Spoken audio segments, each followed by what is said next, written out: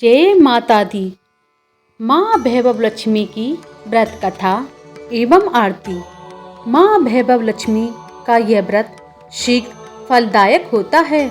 अगर फल शीघ्र न मिले तो 3-3 महीने के बाद फिर से यह व्रत शुरू करना चाहिए और जब तक इच्छा अनुसार फल न मिले तब तक यह व्रत 3-3 महीने के अंतराल पर करते रहना चाहिए।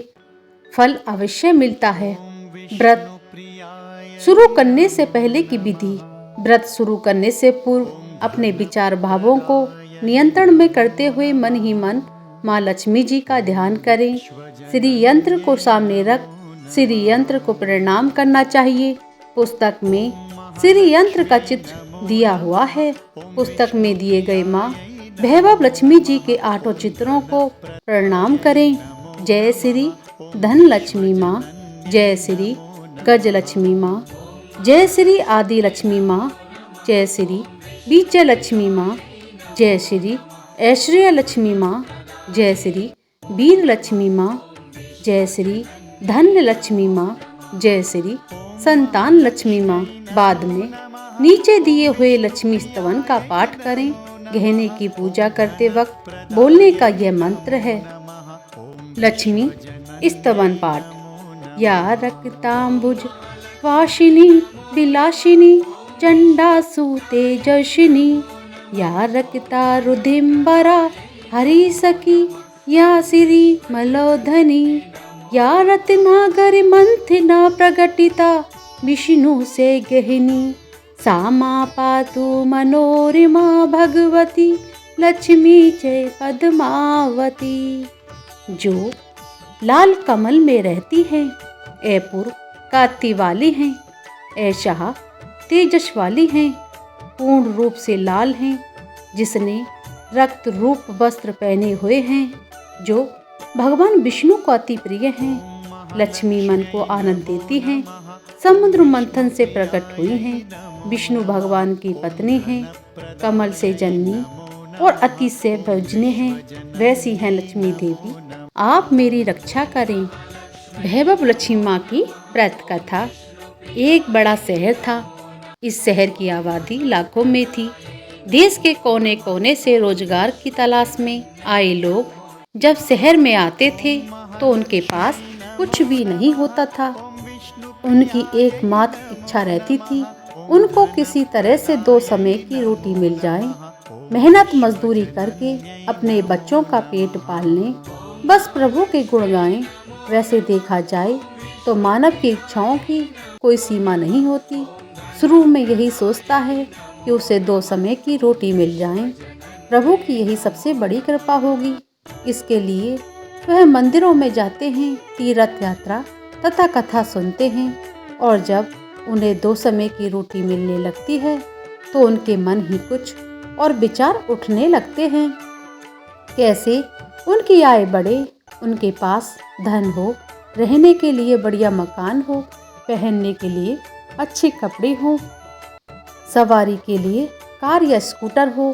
किसी ने ठीक ही कहा है, भूख की एक सीमा है जिसे खाना खाते ही पूरा कर लिया जाता है, परंतु लालसा की तो कोई सीमा नहीं। लाखों करोड़ों के सपने, सुख शांति और मौज मस्ती की आशाओं की लालसा करने वाला इंसान यही भूल जाता है कि यह द्वारे उसे मृत्यु की ओर लिए जा रहा है। मानव जीवन इतना बड़ा कहाँ है जिस पर हम भविष्य का इतना बड़ा बोझ लाद देते हैं।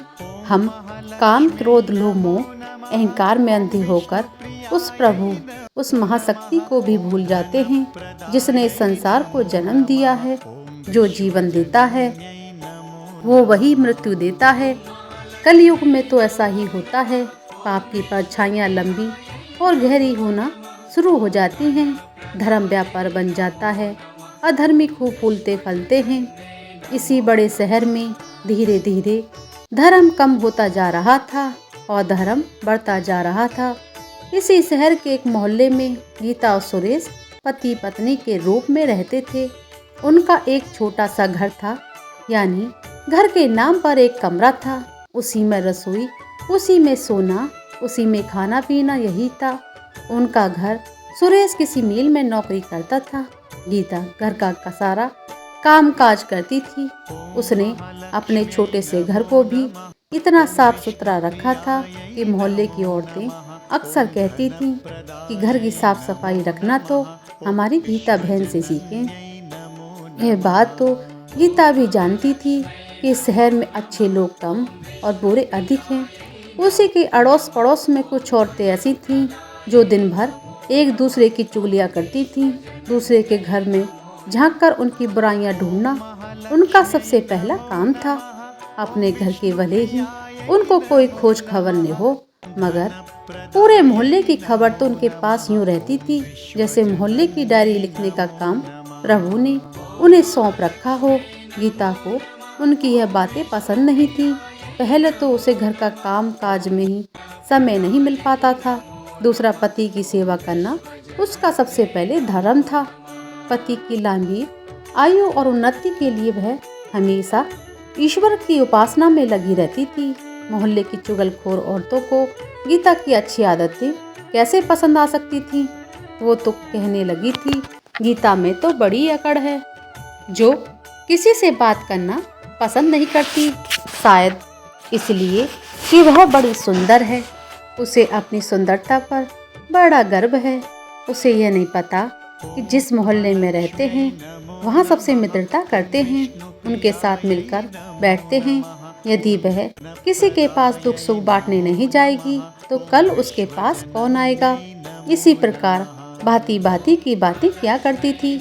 इन सब की बड़ी बहन जानकी देवी थी, जो पूरे मोहल्ले को अपनी उंगलियों पर नचाती थी। बहन जानकी देवी ने अपनी एक कीर्तन मंडली बना रखी थी, जो घर घर में जाकर कीर्तन करती थीं। गीता को ऐसी औरतें बिल्कुल पसंद नहीं थीं, जो कीर्तन करते समय भी एक दूसरे की चुगलियां करती हों। यही कारण था गीता ने कई बार उनको टोकते हुए कह दिया, देखो बहन जानकी देवी, मैं आपसे हाथ जोड़कर प्रार्थना करती हूँ कि पूजन एवं कीर्तन करते समय किसी की चुगली मत किया करो। किसी की बुराई करने से तो अच्छा है आप उस समय प्रभु का नाम लें। इससे आपका जीवन भी सफल होगा और बुराइयों से बच जाओगी। गीता की इतनी बात सुनते ही जानकी देवी को क्रोध आ गया। क्रोध के मारे उसके चेहरे का रंग लाल हो गया। वह कड़क कर बोली, ओ कल की छोकरी, क्या तू मुझे बताएगी कि मुझे क्या करना है।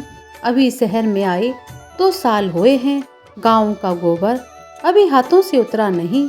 हम शहर वालों को अकल सिखाने लगी है, गवार कहीं की। देखो बहन, मैं गवार हूँ या कुछ भी हूँ, परंतु मैं प्रभु भक्ति में पूरा विश्वास रखती हूँ। मैं यही अच्छी तरह जानती हूँ, भक्ति में ही शक्ति है। भक्ति टोलकियाँ चिमटे बजाने से नहीं होती, बल्कि सत्य के पथ पर चलने से होती है। ईश्वर का यही सिद्धांत है, यही शिक्षा है। किसी का बुरा मत करो। मैं तो हर जीवात्मा में रहता हूँ। तुम मेरी तलाश में क्यों भटक रहे हो। यदि तुम सत्य और विश्वास का सहारा लेकर अपनी आत्मा में मुझे तलाश करोगे तो मैं तुम्हें अवश्य मिलूंगा। इस बात को सुनकर जानकी देवी और उसके साथी सब मिलकर गीता का मजाक उड़ाने लगी थी। गीता जानती थी ये लोग पाप करने वाले हैं, इनकी पूजा तो केवल ढोंग है, दिखावा है। इनके मन में काले खोटे हैं, इनसे अधिक बोलने का कोई लाभ नहीं। इनकी कीर्तन मंडली खूब धन कमा लेती है। ईश्वर के नाम पर व्यापार, दुर्गा के नाम पर लूट छीछी घिन होने लगी थी। गीता को इन सब से उसने अपने घर में पूजा पाठ करना शुरू कर दिया और इन लोगों से दूर रहने लगी। उधर सुरेश बुरी संगत में पड़कर शराब पीने लगा, जुआ खेलने लगा। गांव से आया सीधा सादा सुरेश शहर के साथियों में ऐसा फंसा कि उसे बुरी आदत लग गई। शुरू में उसने अपने आप को बहुत बचाने का प्रयास किया था, लेकिन जब चारों ओर से आग लगी हो तो वह कब तक बच सकता था। एक मजदूर का वेतन ही कितना होता है। सारा महीने मेहनत करने पर भी जो कुछ उसे मिलता था, उससे घर की 2 समय की रोटी ही चल सकती थी।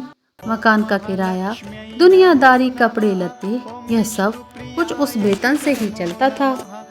लेकिन जब इस वेतन से शराब पिया जाए, चरस गांजा पिया जाए, जुआ खेला जाए तो घर कैसे चलेगा। गीता बेचारी बहुत दुखी हो गई, अंदर ही अंदर घुलने लगी। पति को मना करती तो उल्टी उसे मार पड़ती, गालियां सुनने को मिलती। घर में आकर वह इतना हल्ला करता कि लोगों को उनका मजाक उड़ाने का मौका मिलता। वह अंदर ही अंदर टूटने लगी थी, हर समय उदास रहने लगी। अपने मन की आग को शांत करने के लिए आंसू बहाती रहती। परदेश में उसका कौन था जो उसे सहारा देता। मैं तो अकेली पड़ गई थी। आज जाकर उसे प्रभु का ही आसरा था। माँ दुर्गा ही उसे सहारा देंगी। माँ लक्ष्मी जी इस घर से रूठ चुकी हैं। सुरेश ने घर के बर्तन तक बेच डाले थे। इतने बड़े संकट में भी प्रभु का विश्वास नहीं छोड़ा, माँ दुर्गा की उपासना नहीं छोड़ी। उसे पूर्ण विश्वास था एक दिन माँ उसके सारे संकट को हर लेंगी। एक दिन जब घर में खाने को कुछ नहीं था तो वह 2 दिन से भूखी थी। जिस दुकान से खाने पीने का सामान उधार मिलता था, उसने इसलिए उधार देने से मना कर दिया क्योंकि उसके पिछले रुपए ही नहीं दिए गए थे। इस युग में तो जिसके पास लक्ष्मी जी नहीं, वह तो भूखा मर जाएगा। गीता माँ लक्ष्मी जी के चित्र के आगे हाथ जोड़कर बैठकर रोने लगी। माँ ने उसकी आंखों से टपकते आंसू देख लिए थे, उसके हृदय के दुख जान लिए थे। गीता रो जा रही थी, साथ में माँ लक्ष्मी जी का पूजन कर रही थी। माँ लक्ष्मी जी मुझे बचा लो, माँ मुझे बचा लो। मेरे घर की क्या हालत हो गई है माँ। मैं 2 दिन से भूखी हूँ। मेरा पति बिगड़ चुका है। घर में लक्ष्मी जी आप बैठी हैं, परंतु आपका दूसरा स्वरूप जो इस संसार में माया का है, इस घर में नहीं है माँ। उसके बिना जीवन नहीं माँ। मुझे बचा लो माँ, मुझे बचा लो माँ। मुझे शक्ति दो माँ, मुझे शक्ति दो।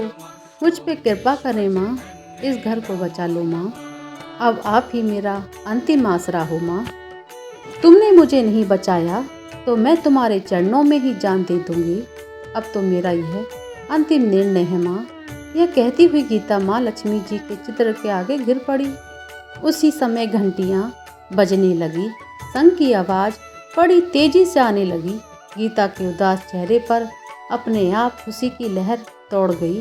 तभी उसके कानों में आवाज़ आई, बेटी गीता, तुम्हारी आराधना सफल हो गई है बेटी। तुमने इतने बड़े संकट में भी मुझ पर विश्वास नहीं छोड़ा बेटी। अपने श्रद्धा में कभी कमी नहीं आने दी, इसलिए मैं तुम पर बहुत प्रसन्न हूँ। गीता, एक तू ही पतिव्रता धर्म में पूरी खरी उतरी है। अपने पति की सेवा में तूने कोई कमी नहीं रखी। दूसरा, तूने मुझ पर विश्वास नहीं छोड़ा बेटी। यह सब तेरी अग्नि परीक्षा ही थी जिसमें तू पूरी खरी उतरी है। गीता बोली, हे जगत माता, मैंने आपसे आज तक कुछ नहीं मांगा माँ, परंतु आज मैं मजबूर हो गई हूँ माँ। आज पहली बार आपसे इस घर की खुशियाँ मांग रही हूँ माँ। मुझे धनवान बनने की कोई लालसा नहीं, मुझे तो जीने के लिए धन की आवश्यकता है माँ, जिससे हम खाना खा सकें। मेरे बिगड़े हुए पति को सुधार दो माँ। जाओ बेटी, अपने आप को संभालो। मैं तुम्हारी मनोकामनाओं को पूर्ण करने के द्वारे खोल रही हूँ। उठो बेटी, अपने घर के द्वारे खोलो। गीता के अंदर न जाने कहाँ से अनजानी शक्ति आ गई थी। वह माँ लक्ष्मी जी के चरणों से उठकर अपने घर के द्वारे की ओर गई तो सामने एक तिलकधारी ब्राह्मण को खड़े पाया। बेटी गीता, जय माँ लक्ष्मी जी बोलो, जय माँ लक्ष्मी जी। गीता ने पूरी शक्ति से कहा, देखो बेटी, मैं माँ लक्ष्मी जी के मंदिर का पुजारी हूँ। माँ के आशीर्वाद से ये 2 बोरी आटा और साथ में दालें और घी, यह सब खाने की सामग्री तुम्हारे घर पहुँचाने का आदेश हुआ है। आप धन्य हैं महाराज, आप धन्य हैं। माँ लक्ष्मी जी के पुजारी होने के नाते मैं आपके चरण छूती हूँ महाराज, और आपसे यह प्रार्थना करती हूँ कि मुझे इस संकट से निकालने का कोई उपाय बताओ माँ। देखो बेटी, इस माया रूपी संसार में सुख प्राप्त करने के लिए अपने मन को शुद्ध और आत्मा को पवित्र रखना पड़ता है। माया लक्ष्मी जी की तिजोरियों में बंद रखने वाले पापी होते हैं। यदि तुम अपने मन की शांति और घर गृहस्थी चलाने के लिए लक्ष्मी जी को प्राप्त करना चाहती हो तो वैभव लक्ष्मी माँ का व्रत करो। इस व्रत के करने से आपकी हर मनोकामनाएं पूरी होंगी, तुम्हारे सारे संकट दूर हो जाएंगे। लेकिन पुजारी जी, मुझे इस व्रत की विधि तो बता दो। मैं माँ की उपासना बचपन से ही कर रही हूँ, किंतु व्रत की विधि मुझे नहीं पता। देखो बेटी, लक्ष्मी जी का व्रत बहुत सरल है। इसे माँ वैभव लक्ष्मी व्रत कहा जाता है। जो प्राणी सच्चे मन से इस व्रत को कर लेते हैं उसकी सारी मनोकामनाएं पूरी हो जाती हैं।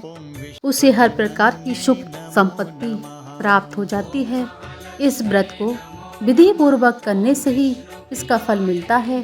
जो लोग इस व्रत को विधि पूर्वक नहीं करते उन्हें कोई फल नहीं मिलता, बल्कि वे अपने मन की शांति खो बैठते हैं। कई पाखंडी और धोखेबाज यह कहते फिरते हैं कि सोने के गहने हल्दी कुमकुम से पूजा करो, बस व्रत हो गया। परंतु ऐसा नहीं है बेटी। कोई व्रत जब तक अपनी विधि अनुसार नहीं किया जाए उसका फल शून्य ही मिलेगा। यह सब कुछ अपने आप पर निर्भर करता है। वैसे घर में यदि सोना है तो व्रत रखकर उसकी उपासना जरूर करें। माँ लक्ष्मी जी का व्रत शुक्रवार को रखना चाहिए। सुबह उठकर नहा धोकर साफ सुथरे कपड़े पहने और दिन भर माँ लक्ष्मी जी का पूजन करें। हर समय मुंह से यही शब्द निकले, जय माँ लक्ष्मी जी बोलो, जय माँ वैभव लक्ष्मी। शाम के समय पूर्व दिशा की ओर मुंह करके आसन पर बैठ जाओ और माँ लक्ष्मी जी की मूर्ति का चित्र किसी ऊंचे स्थान पर रखकर उस पर उसके आगे चावलों की ढेरी लगाओ। एक खुली प्लेट में सोने का जेवर रखो। यदि सोने के जेवर न हो, चांदी का जेवर रखो। माँ लक्ष्मी जी के चरणों में गुलाब का शुभ फूल अर्पण करके धूप के साथ साथ देसी घी की ज्योति जलाएं। वैसे तो माँ लक्ष्मी जी के अनेक रूप हैं, परंतु सबकी नींव श्री यंत्र है।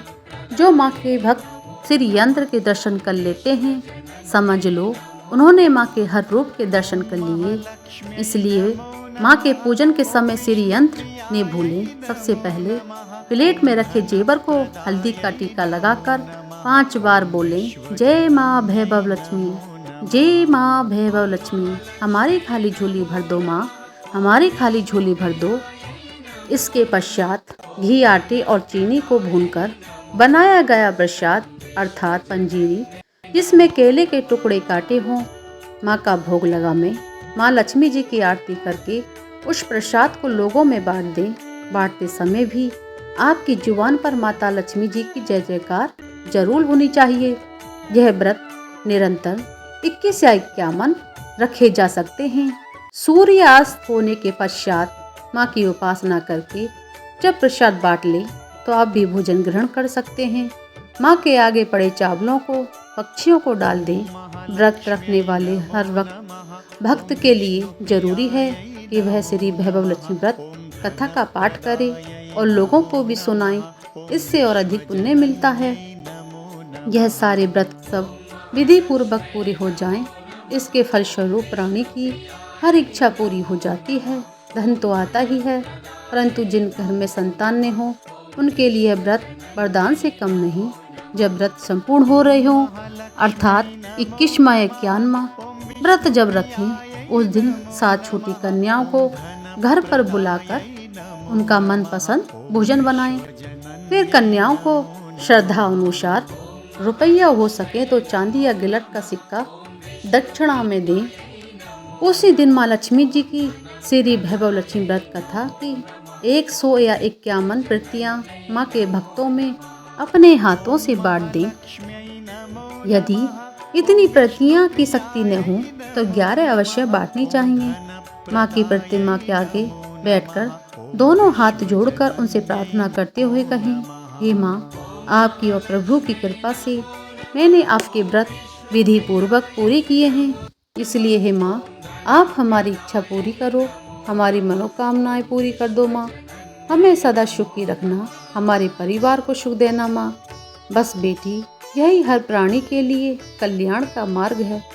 तुम भी श्री वैभव लक्ष्मी व्रत करो, तुम्हारा पति एकदम से ठीक हो जाएगा और तुम्हें भी धन मिलेगा, तुम सदा कष्ट मुक्त रहोगी।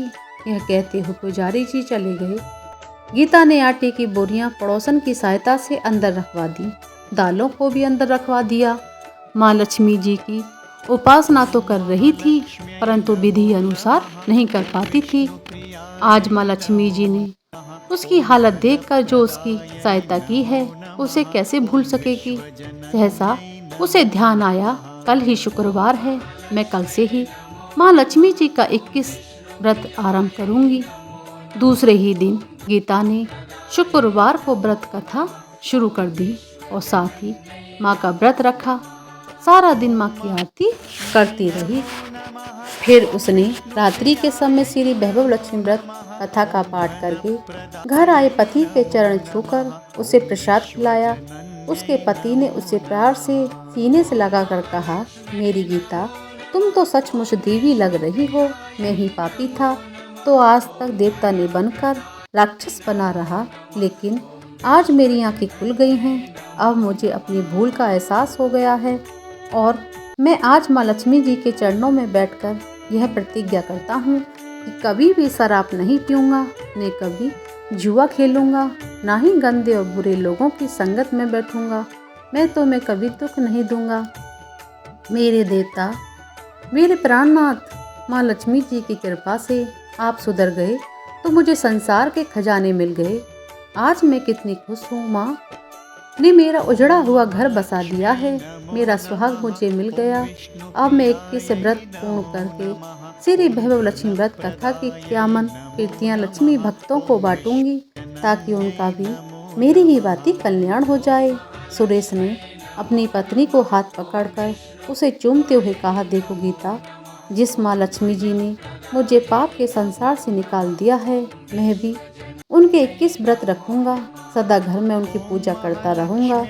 गीता ने अपने पति के चरण में अपना सिर रखते हुए कहा, मेरे देवता, आज मैं बहुत प्रसन्न हूँ, बहुत ही प्रसन्न हूँ। माँ लक्ष्मी जी की कृपा से मुझे आज नया जीवन मिला है।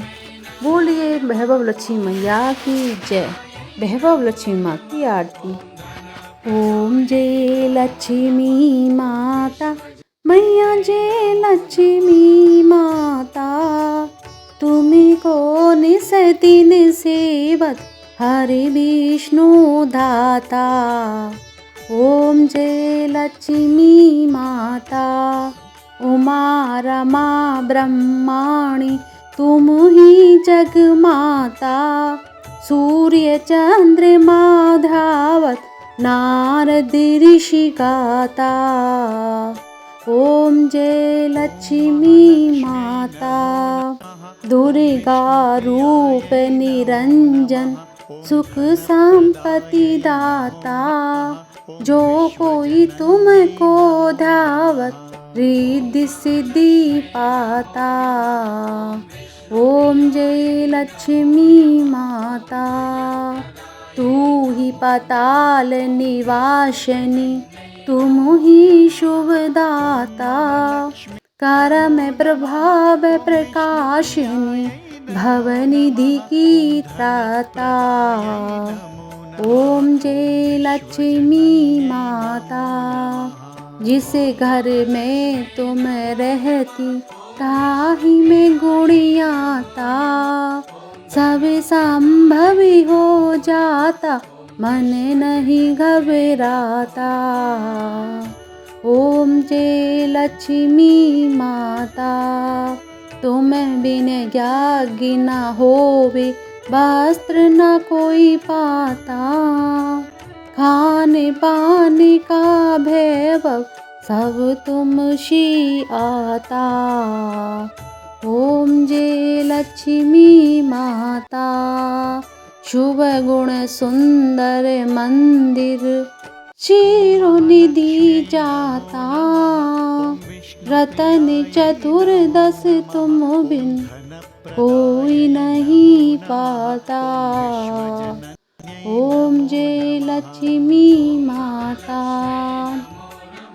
यह आरती लक्ष्मी जी की जो कोई नर गाता, उरी आनंद समाता, पापी उतर जाता। ओम जय लक्ष्मी माता। जहाँ चरण तब पहुँचे, घर शुभ हो जाता। कुंज बिहारी माता की शुभ दृष्टि चाहता। ओम जय लक्ष्मी माता।